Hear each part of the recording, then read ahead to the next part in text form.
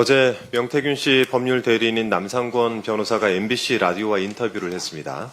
명태균 씨가 2021년 오세훈 시장과 4번 만났다라는 주장을 했고 그에 대해 오세훈 시장이 거짓말이다라고 맞대응을 하자 남 변호사는 중국집, 청국장집, 장어집 등 4차례 만났다라고 구체적으로 밝힌 것입니다. 심지어 남 변호사는 중국집 이름이 송 셰프라고 중식당의 상호를 특정했고 오 시장이 간장에 계란 반숙 전 단계 요리를 좋아하더라 라면서 메뉴를 거론하기도 했습니다.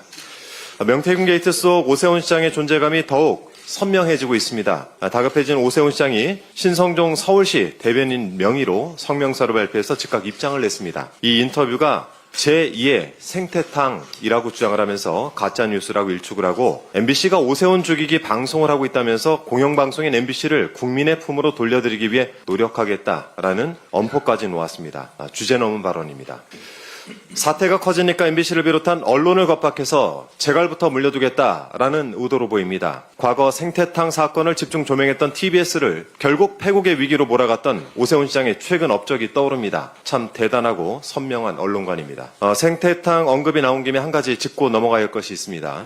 오세훈 시장이 어떻게 언론 물타기를 하는지 여실히 보여주는 부분이기도 합니다. 오세훈 시장은 생태탕을 가짜뉴스의 표상 같은 것으로 인식을 하고 있는데 사실관계는 좀 명확히 하기 바랍니다. 소위 생태탕으로 대표되는 이 사건은 지난 2021년 서울시장 보궐선거 당시 KBS 등에 보도한 처가의 내곡동 땅 셀프 보상 의혹에 대한 것인데 생태탕이 가짜뉴스라고 주장을 하려면 이 특혜 의혹이 사실이 아닌 것으로 입증이 되어야 합니다. 그런데 그 입증이 확실하게 이루어졌습니까? 또 어떤 결론이 제대로 났습니까? 당시 언론 보도를 종합해보면 오세훈 시장은 내곡동 땅 측량 현장에 가지 않았다라고 주장을 해서 허위사실 공표 혐의 등으로 검찰 수사를 받았습니다. 서울중앙지검이 무혐의로 결론을 내리긴 했습니다만 사실 그 결론은 후보자의 발언 일부가 허위라고 해도 의혹을 부인하는 차원이라면 선거법을 적용할 수 없다라는 판단 아래 무혐의가 난 것이라고 합니다. 이 사건 불기소 이후 통지서에 따르면 당시 경작인 등은 오세훈 후보를 측량 현장과 인근 식당에서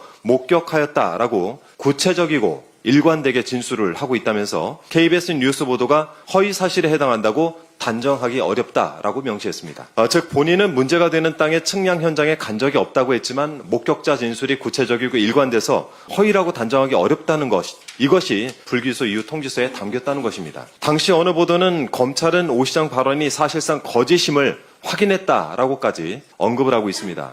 그렇다면 가짜뉴스는 어느 쪽에 더 가깝겠습니까? 흐릿해진 과거의 일을 가짜뉴스로 만들고 그것을 다시 언론을 겁박하는 데 써먹는 오 시장의 행태. 제가 아이들을 키워보니까요. 불리한 상황에서 잘못한 것은 숨기고 잘한 것만 이야기를 합니다. 그야말로 5세 훈이식 화법이 아닌가 싶습니다. 코끼리는 생각하지 말아라 라는 말을 들으면 코끼리만 생각이 납니다. 저도 제2의 생태탕을 언급한 언론 보도를 읽으면서 잊고 있었던 오 시장 처가의 내곡동 땅 특혜 의혹이 다시 떠올랐습니다. 이제는 송셰프라는 식당 상호명만 들어도 계란 반숙만 들어도 명태균 씨가 떠오를 것 같습니다. 생태땅 3글자 뒤로 처가 땅 특혜 의혹을 숨겼듯이 계란 반숙 4글자 뒤로 명태균 게이트를 숨길 수 있을 것이라 착각하지 마십시오. 오 시장이 그토록 바라던 대로 빠르고 철저한 수사를 촉구합니다. 이상입니다.